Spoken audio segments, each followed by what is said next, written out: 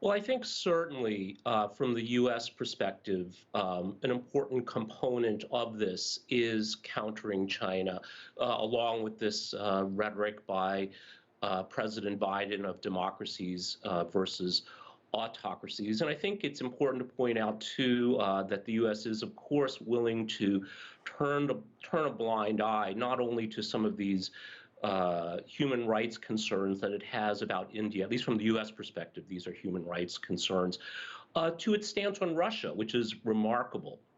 But my concern here is that it might be much ado about nothing from the U.S. perspective, ultimately, in that the U.S., this is highly aspirational, and this might end in bitterness and disappointment for the United States in a parallel to China. So if we go back to the early days of quote-unquote engagement with China, the U.S. thought that it could change China into the vision of what it wanted it to be. And similarly today, the U.S. is showering India with priceless gifts, semiconductor technology, military jet technology, in the hope that India will become the ally, the friend that it wants.